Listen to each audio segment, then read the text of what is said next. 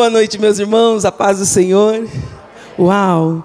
Falei assim agora para o presbítero, agora eu vou chorar, como que agora eu vou ministrar? Ai, gente, Deus é lindo demais, Deus é lindo demais. Coloca pessoas que venham somar na nossa caminhada ministerial. Eu digo que pessoas, eu sou presenteada, agraciada com algumas pessoas que deixam o ministério mais leve na caminhada. São pessoas que estão na intercessão, oração, liberam sempre palavras de vida. A Silene e o presbítero Jorge foram um presente de Deus para as nossas vidas. Minha mãe, fã de vocês. Enfim, toda a minha família ama esse casal e eles agora como co-pastores neste lugar, vendo o crescimento desse casal, desenvolvimento desse casal, uma bênção. E eu vi que eu fiz parte um pouquinho da história dela. Se é um presente, já ganhei a noite, viu? Deus abençoe. A Si é minha parceira também agora no Thalita Cume. Acho que você precisaria voltar nas ministrações comigo. É nada, sua agenda está cheia agora também, né? A Si, além de amiga, co-pastora aqui junto com o presbítero Jorge, casal, família que nós amamos, também é minha parceira no projeto Thalita Cume, a nossa ONG, na cidade de Hortolândia, junto com a Sônia, que é uma das nossas terapeutas também, Gilca, que é a nossa garota dos projetos, e eu estou muito feliz. Deus é maravilhoso, e essa igreja, a Igreja Genuína de Campinas, foi aqui que eu também fui gerada.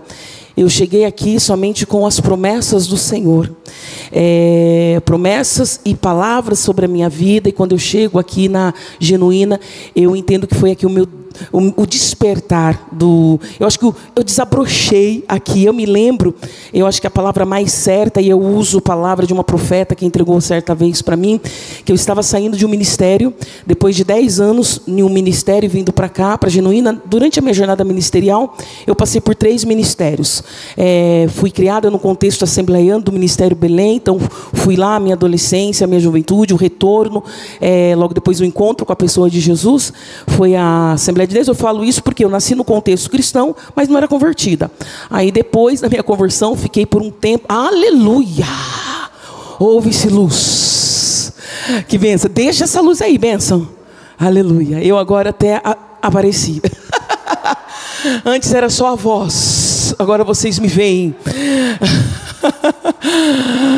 Então, 3 ministérios, que é a Assembleia de Deus, né, que aí permaneci por um pouco tempo, logo na volta, né, da conversão, convertida mesmo, e não só seguidora da minha avó e da minha família. Aí a Igreja do Nazareno também, que me ajudou, enfim, na caminhada durante alguns anos, e a Genuína. E aqui realmente o Senhor, foi minhas primeiras ministrações foram aqui, no culto de terça-feira, lá na Francisco Glicério. Nas terças... se é na época do Fernão Pompeu. Nós éramos lá, nós acho que estávamos no segundo culto, quando inaugurou a Genuína. Meu esposo já acompanhava o pastor César, através das mídias. Enfim, e aí que estamos nós, 12 anos caminhando. E vocês, é a família bendita do Senhor, que me presenteou. E também tem acompanhado desde o primeiro esboço, né, Áquila? Né, Denise? Os primeiros esboços, as vigílias. Eita, que as vigílias naquela Francisco Glicério era varado à noite, né? Boas lembranças. Então a responsabilidade de assumir essa tribuna é muito grande, primeiro, pelo respeito e o carinho que eu tenho pelos nossos pastores, os pastores, o César Cavalcante, a Vanessa, que são os nossos mentores, professores, enfim, e é uma responsabilidade muito grande. E também, né, de estar ministrando para a família.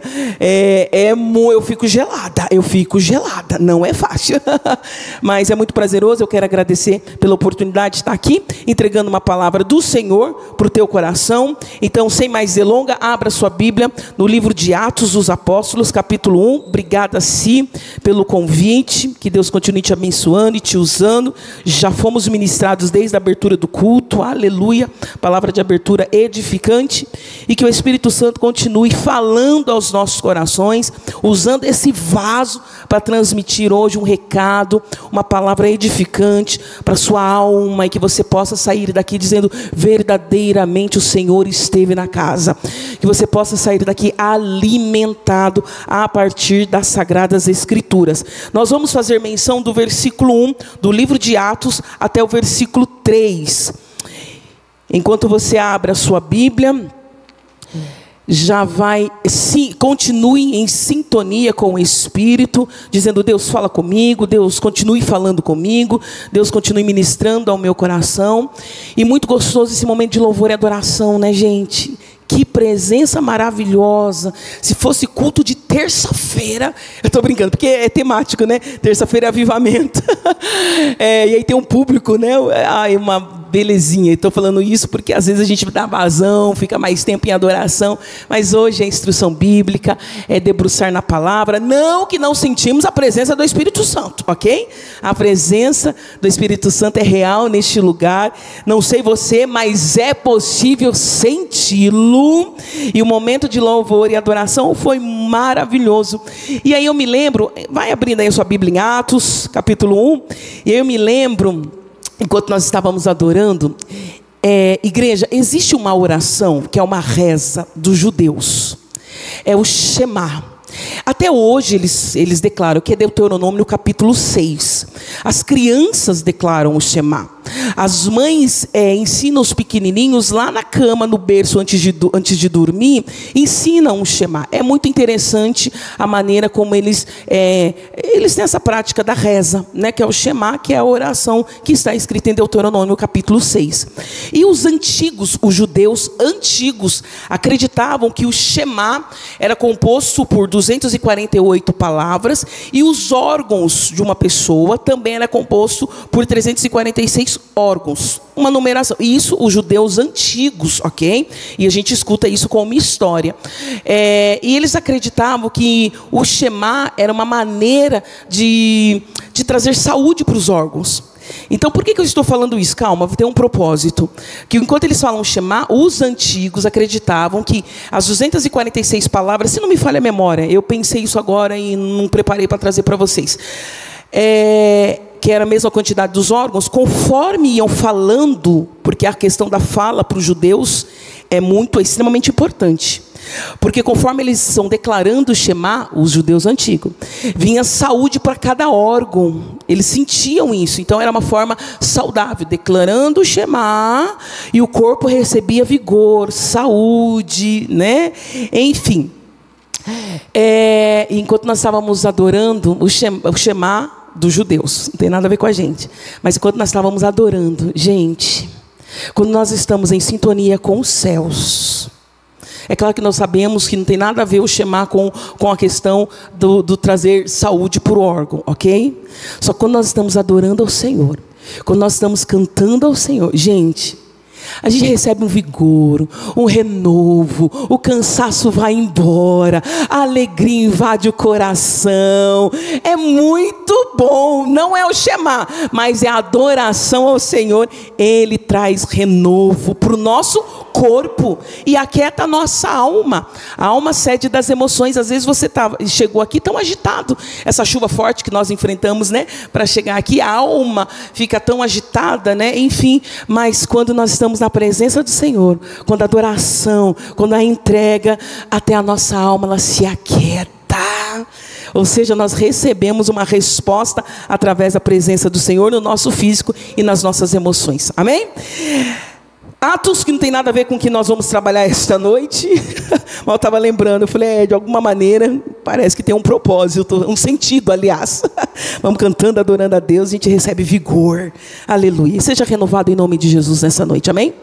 Atos capítulo 1, versículo 1 diz o seguinte: fiz o primeiro tratado, ou livro, ó Teófilo, acerca de tudo quanto Jesus começou a fazer e ensinar, até o dia em que foi levado para cima, depois de haver dado mandamento pelo Espírito Santo aos apóstolos que escolhera, aos quais também, depois de haver padecido, se apresentou vivo com muitas provas infalíveis, aparecendo-lhes por espaço de 40 dias, e lhes falando das coisas concernentes ao reino de Deus.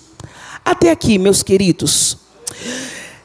Autor do livro de Atos, Lucas, cooperador do apóstolo Paulo, companheiro de Paulo. Essa jornada que eu acabei declarando aqui com relação às pessoas que têm caminhado comigo no ministério, é muito importante, pessoas que venham somar, te levar para mais pertinho de Deus, ser pessoas maduras. E aqui nós vamos ver Lucas, que é o que? Companheiro de Paulo. Ele vai declarar essa manifestação, né, desse cooperador. E na carta a Timóteo, acho que 2 Timóteo, capítulo 4, se não me falha a memória, versículo 11, ele vai citar Lucas. Lucas é esse companheiro. Para Filemão, na carta, capítulo 1 também, se não me falha a memória, ele vai falar também acerca de Lucas, esse companheiro que revela neste livro dos Atos dos Apóstolos coisas extraordinárias com relação à igreja primitiva. E hoje nós vamos aprender, ou vou extrair algumas lições do livro de Atos para a nossa caminhada cristã, a partir dessa narrativa, dessa obra de Lucas. Existem alguns teólogos que defendem que Lucas, quando escreveu essa obra, este livro, foi a partir deste homem chamado Teófilo, que alguns estudiosos acreditam que era uma pessoa extremamente importante, um oficial de Roma, que pediu para que Lucas catalogasse tudo que estava acontecendo, o movimento que estava acontecendo a partir da pessoa de Jesus Cristo, uma obra. E este homem, este oficial muito rico, poderoso entre parênteses, tá, gente? É uma maneira das pessoas, de alguns estudiosos, acreditarem dessa obra completa de Lucas. E eles dão a base de o próprio evangelho de Lucas, que é Lucas capítulo 1. Lucas, que escreve o próprio evangelho, ele mesmo, ok? Gosto muito das narrativas de como ele traz a pessoa de Jesus a partir do evangelho de Jesus escrito por ele. Mas em Lucas capítulo 1, alguns estudiosos que defendem essa visão, essa maneira que foi criado Atos, né, composto Atos, vem a partir da informação que o próprio Lucas, na sua primeira obra, porque nós estamos na segunda obra, né, de Lucas. A primeira obra, capítulo 1, versículo 3, ele diz o seguinte: também a mim, depois de haver investigado, uma investigação, uma matéria, uma obra, uma tese, um TCC, tudo cuidadosamente, desde o começo, pareceu-me bem, ó excelentíssimo Teófilo, escrever-te uma narrativa em ordem, Algumas pessoas que defendem que foi endereçada para essa pessoa, usa de Lucas, capítulo 1, versículo 3, que acabamos de ler, e como eles dizem que é um oficial importante, a partir desse pronome de tratamento, excelentíssimo, ou seja, é uma expressão de quem tem um cargo importante, não é qualquer um que poderia receber esse tratado excelentíssimo. Pois bem, independente se foi para Teófilo ou uma outra vertente de pensamento que acredita que Teófilo significa amigo de Deus. Não foi uma carta escrita endereçada para Teófilo, né, alguém importante, não. Foi uma carta escrita para quem é amigo de Deus. Então Lucas escreve para aqueles que receberam Jesus e têm essa caminhada com Jesus, se tornaram amigo de Deus, ok? Mas independente se é a primeira vertente, se é a primeira leitura, a primeira ideia ou a segunda ideia, o importante para nós aqui é que esta obra escrita por Lucas, que revela coisas maravilhosas que eu acabei de falar para vocês, e vamos aprender, e aprendemos muito a partir da narrativa, da escrita desse tratado de Lucas. Uma coisa que me chama a atenção, igreja, e que eu ouso, sem fazer exegese nem uma hermenêutica, ok? Mas eu ouso dizer que esta carta, que esse livro, melhor dizendo, ele é o start para a manifestação da revelação da palavra de Jesus dita em Mateus capítulo 16. Jesus disse: edificarei a minha igreja, e as portas do inferno não prevalecerão contra ela. Crise, por que você fala isso, que parece que é o start do cumprimento daquilo que foi liberado da boca de Jesus a partir da narrativa dessa obra de Lucas no livro de Atos? Porque ele revela crescimento da igreja. Ele revela os nossos primeiros irmãos ali no cenáculo, uma igreja que começa com 120 irmãos. Ele revela também o avanço da igreja de Jerusalém a Roma, enfrentando todos os obstáculos. Ele revela também a identidade dos seguidores de Cristo. É no livro de Atos, obrigada, serva de Deus, é no livro de Atos, capítulo 11, que nós vamos ver a primeira palavra denominada aos seguidores de Jesus, que é a palavra cristão. Lucas revela uma obra, Barnabé e Saulo em Antioquia. É ali que surge a palavra cristão, que quer dizer cristão. Eu gosto de uma definição e eu já deixo aqui para vocês. E ele revela essa identidade nossa.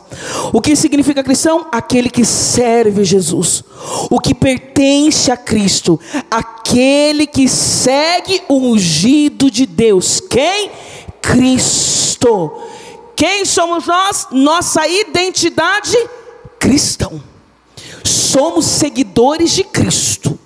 É por isso que nós devemos sim ter uma responsabilidade por onde nós passamos quando falamos que somos cristãos. Porque aquele que segue a Cristo. E nós sabemos que as pessoas esperam algumas coisas, até um pouco a mais, viu, gente? E quando eu falo que espera, vem comigo que tu vai entender. Espera comportamentos até que perfeito, eu não estou encontrando outra palavra, mas vocês vão entender, de um cristão. Por exemplo, num departamento, em uma empresa, se você é cristão, pode ter certeza que tem vários olhares em cima de você, porque você é cristão. Entre os seus familiares que não são cristãos, eles estão observando o que, Cris? Comportamento. Você pode perceber que quando faz algum, sei lá, comete algum deslize, algum erro, ou fala alguma coisa, né, de forma involuntária, enfim, as pessoas já taxam, né? Ai, diz que é crente, né? E o mundo gosta disso. Noticiário, quando é para algum escândalo, roubo, pedofilia, enfim, todos os escândalos, quando é cristão, primeira página do jornal, cristão comete isso. Agora, quando é de outra, né? Quando não é cristão, participa de outra seita, então aquele nome bem pequenininho.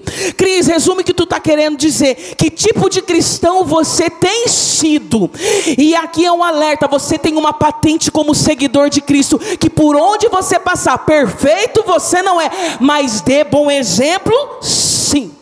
Dê bom exemplo. Ah, Cris, mas as pessoas esperam muito dos cristãos, porque parece que a gente não pode errar, né? Em momento nenhum. Esperam. Porque quando nós falamos que estamos seguindo a Cristo, as pessoas acabam esperando. Cris, mas nós não somos perfeitos. Não, mas nós devemos trabalhar dia após dia para o bom testemunho. Então aquilo que nós temos de consciência que vai causar escândalo, nós vamos desviar. Então a gente não fica em qualquer rodas, a gente não trata a nossa esposa de qualquer maneira, principalmente, eu vou tirar o principalmente, porque eu ia falar principalmente, né, no meio dos familiares, dos amigos, mas não é principalmente não, em todo lugar. A gente não trata o nosso cônjuge de qualquer maneira. Por quê? Somos cristãos. Quem somos? Seguidores de Cristo. Como você tem sido como cristão? Que possamos, em nome de Jesus, por onde passarmos, darmos o bom exemplo de um cristão, desse seguidor de Cristo, que as pessoas possam olhar e falar verdadeiramente, esse homem que trabalha aqui, ele é cristão. Esses dias falando eu acho que falando para casais, sobre comportamentos, acho que eu estava trabalhando o Efésios, eu acho que eu estava trabalhando a carta do apóstolo Paulo aos Efésios, do novo homem, da nova criatura, e ali, o apóstolo Paulo tem acho que é capítulo 4, gente, enfim, não me falhou a memória agora, que ele fala do velho homem, né? Deixa aí toda a gritaria, toda a cólera, toda a ira, ali são os comportamentos que o apóstolo Paulo ele vai falar de um modelo de um homem que nasceu novamente. Então, o homem que nasceu e o homem que ainda está na prática do pecado corruptível, enfim, ali é um paralelo comportamental. Eu estava falando, acho que para casais, sobre isso, né? Com relação a você ter essa conduta de cristão em todos os lugares. E um exemplo que eu estava dando é esse que eu vou compartilhar com vocês. É quando alguém lá na firma mandar um conteúdo impróprio para você, um site. E aí, rapaz, tu acessou? O negócio é bom demais. Cristão. aquele que respeita a família, cristão, aquele que tem temor, nova criatura, que foi justificado. A resposta é não, rapaz, esse conteúdo eu não abro não, porque não, esse site eu não escuto não, esse filme eu não assisto não, porque isso não santifica a mim e também desonra a minha esposa. Cristão. Ele falou, não, rapaz, essa piada eu não falo. Não. E realmente são essas condutas que nós precisamos a cada dia aperfeiçoar. Mas aí a gente vai aprender como aperfeiçoar, porque na nossa força não temos condição nenhuma. Vem comigo, igreja. Então aqui nós temos o quê? Em Atos, esse propósito maravilhoso, falando da igreja, o crescimento, o avanço. E nós vamos ver algumas características dos nossos irmãos que viveram na igreja primitiva no primeiro século e tiveram experiências lindas. Livro também de Atos, uma coisa importante, instrução bíblica, ele revela o ministério de Pedro e o ministério de Paulo. É interessantíssimo. E Lucas, ele faz uma narrativa que a gente, quando lê o livro de Atos, a gente mergulha e constrói toda a cena, né? Parece que a gente vai passando junto com ele. E aqui nós vamos ver o ministério de Paulo, que é direcionado para os gentios, e o ministério também de Pedro aos judeus. Como nós não vamos ter tempo para debruçar, e óbvio, não seria irresponsável de falar que nós estaríamos mergulhando no livro, estudando o livro de Atos, que seria anos, meses e meses, livro de Atos. Mas nós vamos aprender, se der tempo, até a parte que fala do ministério de Pedro, que é muito mais direcionado aos judeus. Nós vamos aprender mais com Pedro que com Paulo, porque Paulo parece que começa a narrativa de Paulo a partir ali do capítulo 13, enfim, vai sobre o ministério desse servo do Senhor de Paulo. Mas vem comigo, a primeira coisa que nós vamos perceber é que a igreja, ela estava no cenáculo. Como eu disse, 120 membros estavam no cenáculo. O que eu penso, amada igreja, que quando Jesus foi assunto ao céu, deu a instrução para os discípulos ficarem em Jerusalém. Eles permanecem em Jerusalém, capítulo 1, versículo 8 em diante. Eles obedecem à direção de Jesus. Aqui um princípio maravilhoso que podemos aprender com os nossos primeiros irmãos, com os apóstolos, com a igreja. O embrião da igreja foi constituída também através da obediência. Jesus pede para que eles fiquem em Jerusalém. Eles permanecem em Jerusalém. O capítulo 1, versículo 12, vai dizer que eles vão para o Monte das Oliveiras, ali próximo a Betânia. Eles ficam ali em oração, esperando uma promessa do Senhor se cumprir, que é a descida do Espírito Santo. Primeira coisa que podemos extrair já no capítulo 1, que é obediência. Se Jesus falou, obedece. Se ele disse para ficar, fica. Mas se ele disse sai, é para sair. Obediência. E então os discípulos, os apóstolos ficaram então nesse cenáculo em oração. Eu quero pensar que eles não estavam confortáveis no cenáculo, mesmo com a aparição de Jesus, com a promessa sobre a vida deles, com relação à descida do Espírito Santo, mas dentro do cenáculo, provavelmente eles estivessem talvez inseguros, como pessoas limitadas como nós. Jesus morreu, foi assunto ao céu, tem promessa, mas e aí? Apareceu Jesus, teve evidências, nós acabamos de ler acerca de Jesus, vamos para o cenáculo, mas eu fico imaginando como pessoas limitadas, sem ter o outro capítulo da história, que nós temos os outros capítulos, ok? Eles não tinham, eles estavam vivendo aquela experiência de forma presente, sem saber exatamente do futuro, assim como eu e você estamos aqui. Você tem uma palavra de Deus sobre a tua vida, mas em alguns momentos, dependendo das circunstâncias ou da situação, você pode gerar uma insegurança.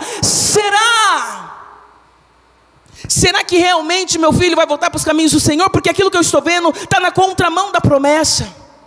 Será que aquilo que eu recebi como promessa de Deus vai se cumprir dentro da situação e das circunstâncias que eu estou vivendo? Talvez os discípulos estivessem assim. Nós vamos ter um bom exemplo de Maria Madalena. Maria Madalena, quando estava na frente do túmulo, capítulos anteriores, que João vai escrever, vai narrar, que quando ela estava na frente do túmulo, ela estava a chorar. Eu fico imaginando ali Maria Madalena chorando em frente ao sepulcro de Jesus, dizendo: acabou, o meu mestre morreu, e agora? Sentimento humano, estava a chorar. Só que ela esqueceu o quê? Daquilo que Jesus já havia dito acerca da ressurreição. Jesus, antes da morte, marcou uma agenda com os discípulos. Mas os momentos de incertezas, de lutas, de luto, de perdas, de portas fechadas, às vezes alteram altera a nossa visão e diminui o campo da fé. Ficamos daquilo que nós estamos vendo e esquecendo daquilo que Deus nos falou. Só que em nome de Jesus que possamos hoje sair daqui alinhados, tendo consciência de tudo que está acontecendo na terra, mas sendo nutrido pela palavra que vem dos céus. Aumentar a fé dentro de situação e circunstância que você não está entendendo. Então vem comigo, porque eu quero construir isso com vocês. Os discípulos todos perseveravam em oração com as mulheres, inclusive Maria, mãe de Jesus, e os irmãos deles estavam lá no cenáculo, 120 pessoas no cenáculo, orando, sem saber o que ia acontecer. Cris, o que você está querendo dizer? Talvez eles estivessem ali com algumas incertezas. E aí, o que vai ser? O que vai ser? O que está no nosso alcance é, vamos levantar Matias, porque precisa ter os 12 apóstolos, que aí é um paralelo a Israel, viu gente? Que é no capítulo, versículo 15 em diante, que aí Pedro, se não me falha a memória, é o próprio Pedro que vai jogar a lei, a sorte, enfim, falar assim, bom, Judas morreu, a gente vai ter que colocar outra pessoa no lugar. Eu fico imaginando isso assim, vamos fazer o que está no nosso alcance, o que está no nosso alcance. Vamos escolher outro discípulo, porque precisamos o quê? Fechar esse colégio, esses discípulos, né? Na ordem certa, né? No número certo, que é referente ali os 12 apóstolos. Enfim, esse colégio apostólico. O que está no nosso alcance vamos fazer. Mas meninos e meninas, com muito respeito, falo com vocês. Voltando aqui, cenáculo, 120 irmãos. A igreja começa com 120 irmãos. Eu fico imaginando algumas perguntas. Entre uma oração e outra, perguntando, e aí? Quando vai ser a descida do Espírito Santo? Como vai ser isso? Como será? E quando nós sairmos, abrirmos as portas, as trancas, o cenáculo, como vai ser com relação aos romanos, aos que perseguiram, aos que mataram Jesus? Como que vai ser? O que nós vamos ter que falar?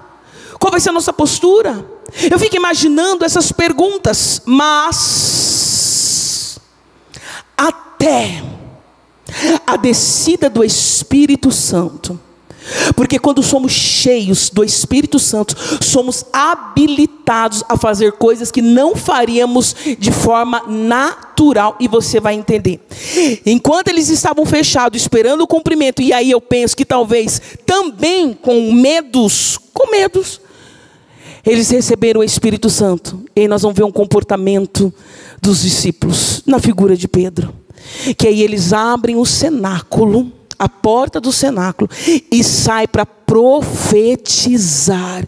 Então Pedro começa pregar, ministrar. Antes Pedro, no cenáculo, com todos fechados, talvez em segurança, medo, até a descida do Espírito Santo. Com a descida do Espírito Santo, ousadia. E nós vamos ver aqui, não só ousadia da pregação, porque a igreja que começa com 120 membros, passa através do Espírito Santo em uma pregação 3.000 convertidos. Gente, olha que benção. Imagina como foi aquela pregação. Aliás, a pregação de Pedro é uma pregação maravilhosa, né? Ele faz um resumo, uma costura do Antigo Testamento, Novo Testamento, é coisa maravilhosa. E o Espírito Santo então habilita Pedro a pregar. 3.000 pessoas convertidas, ousadia. E não só isso, a conversão. Pedro que sai do cenáculo que antes estava fechado, aí a gente vai ver o avanço da igreja da noite para o dia, né? A partir dessa pregação, pelo poder do Espírito Santo, na direção do Espírito Santo. E não só isso, quando nós vamos depois do capítulo 2, já do capítulo 3, nós vamos ver Pedro indo para a sinagoga, para o templo, junto com João, e ali há um homem coxo de nascença, e ele tem um ato de ousadia. E com o ato de ousadia, a pessoa está pedindo ali esmola, que nós conhecemos o texto, pedindo esmola, e ele de uma forma muito ousada, dizendo, não tenho ouro nem prata, mas aquilo que eu tenho eu dou, levanta-te. Cris, o que tu está querendo dizer? Precisamos do enchimento do Espírito Santo, para vivermos o chamado, o propósito de Deus, para entendermos a direção, para sermos mais ousados. Jonathan Edwards, desculpa pela minha pronúncia. Jonathan Edwards, esqueci o nome. Edwards, perdão, obrigada. Isso mesmo. Ele certa vez disse,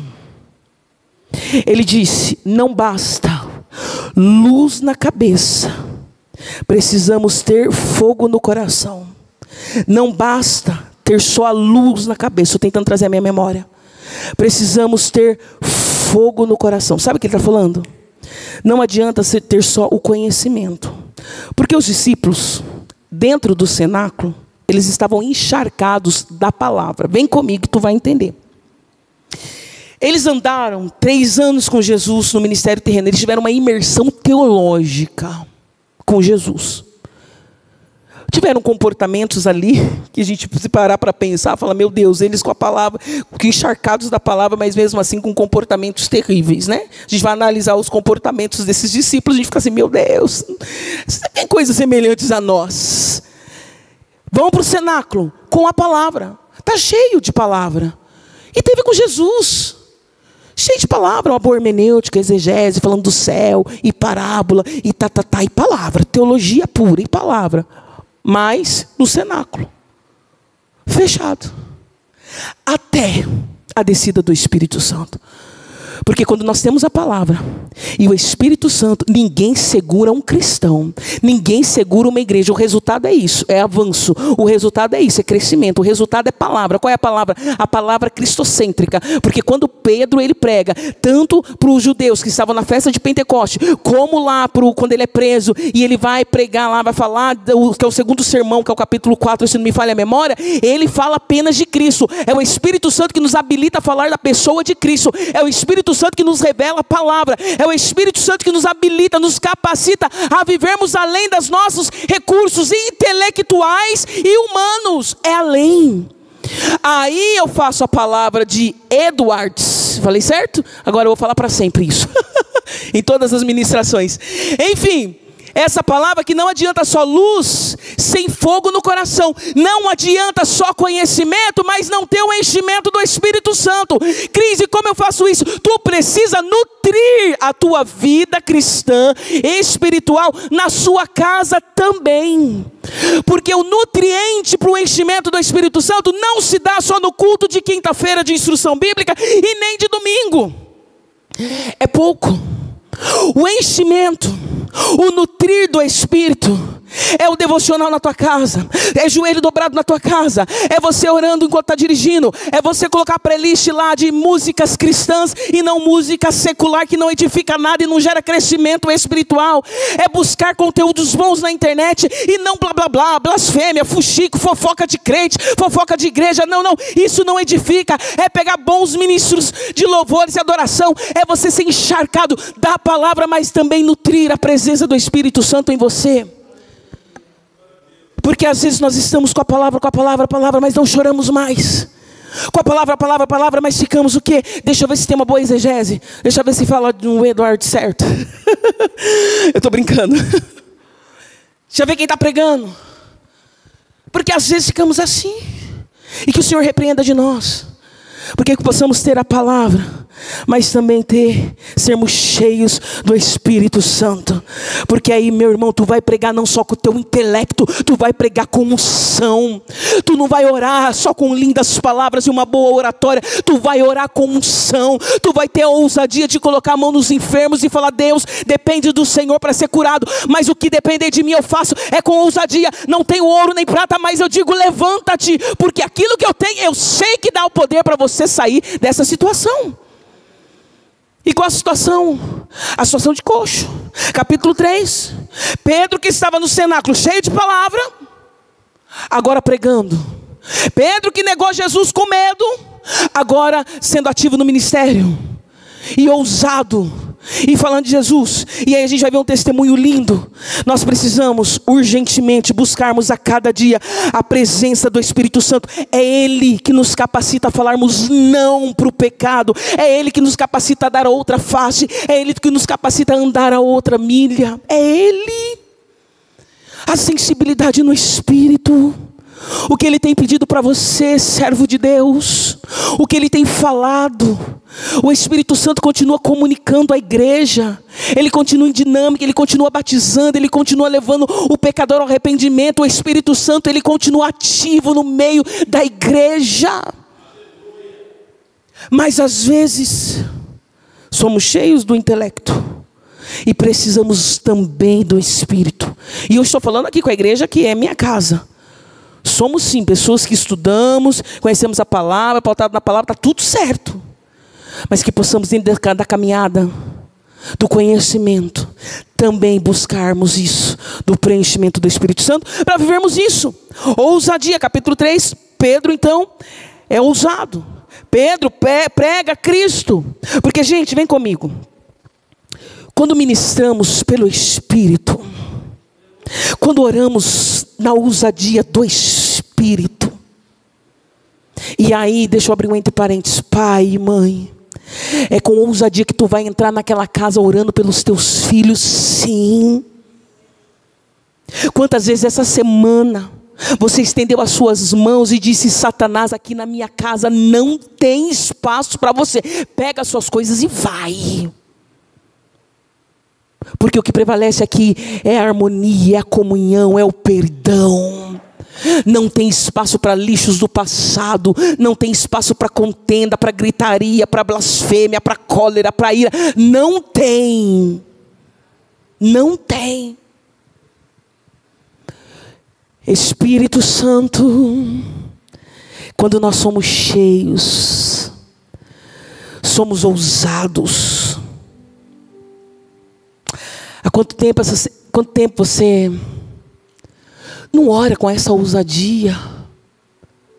Antigamente, nós orávamos para as pessoas enfermas. Eu lembro disso da minha avó, dizendo: vai levar a menina para o médico. Não, primeiro passa aqui porque a gente vai orar, depois é médico. Mas hoje não, a gente está revertendo. Primeiro é vamos no médico, vamos especializar. Aí depois, vamos orar. Primeiro a gente faz. O negócio deixa comigo, eu faço. Sociedade deixa comigo, eu faço. Fala com o gerente do banco, eu faço. Fala com o meu chefe, eu faço. Aí depois a gente vai orar a Deus. Mas é o Espírito Santo que nos ajuda a falar: ei, parou. Primeiro é dobra o teu joelho, busca a direção do céu. E depois da direção, aí sim você vai agir. E nós vamos ver então Pedro e os discípulos cheios do Espírito, pregando com ousadia, cristocêntrico, porque quando nós estamos pregando na ousadia do Espírito, não precisa de manobras humanas, não precisa de coach humano dentro da palavra. Não falando do coach. O coach para acompanhar pessoas em desenvolvimento é maravilhoso. Nós temos uma terapeuta aqui que é especialista em coach. Para o desenvolvimento pessoal, maravilhoso, façam. Mas agora, buscam métodos nos púlpitos, para poder o quê? Mexer com as emoções, agregar, deixar mais legal. Então, luzes, holofotes e show e papapá. Por quê? Apenas com o Espírito. E esse apenas não é pejorativo, eu falo com temor. É o Espírito, é a palavra, e não precisa de mais nada. Nada. Não está ligado à oratória, não está ligado à exegese. É bom sim, mas não está ligado na roupa, não está ligado se fala um pouco mais alto ou se fala um pouco mais baixo, e não está ligado, não, mas sim a presença do Espírito Santo para pregar a palavra e pessoas caírem de joelho e se arrependerem. É o Espírito Santo, ele é suficiente nas nossas vidas. Não precisamos falar palavras agradáveis para poder evangelizar, que é pelo Espírito Santo. Quando abrirmos a boca, o pecador vai cair de joelho dizendo: eu quero desta fonte que você tem. É pelo Espírito, é pelo Espírito. E a gente fica às vezes tentando intelectualizar. Quantas vezes eu já fiz isso? Querer evangelizar os meus cunhados no intelecto. Porque em 313, quando Constantino, igreja, parou. Isso é na caminhada, que vamos crescendo. Mas evangelizar é pelo Espírito. É pelo Espírito. E é pelo Espírito que eles também oram. E aí a gente vai ter que finalizar, já deu o meu horário. Nós vamos ver a igreja em constante oração. Há poder na oração, igreja. Há poder na oração. Em constante oração, logo depois que Pedro, ele é interrogado lá no sinédrio, depois de fazer aquele milagre com ousadia, né? O cara era coxo, e aí ele ora, enfim. Vocês já vieram aqui para eu parar, né? Já, entendeu? Meninos e meninas, Quando Pedro, ele passa pelo sinédrio e ele volta, eu acho que é o capítulo seguinte, capítulo 5. Nós vamos ver a igreja adorando. E quando Pedro volta, depois de ser preso não, interrogado, a igreja ele faz a oração, adoração. E a oração é linda, depois você lê. Quando Pedro é Atos 12, ele é preso, a igreja é em oração. A gente tem aquela manifestação sobrenatural do anjo visitando Pedro na cadeia. A oração move o sobrenatural, viu? A oração move o sobrenatural. A oração move o sobrenatural. Vamos aprender as lições do livro de Atos na caminhada cristã. Obediência, enchimento do Espírito Santo, ousadia pelo Espírito. A palavra gerada no Espírito quando pregamos Jesus é suficiente. A oração intercessória, precisamos orar mais.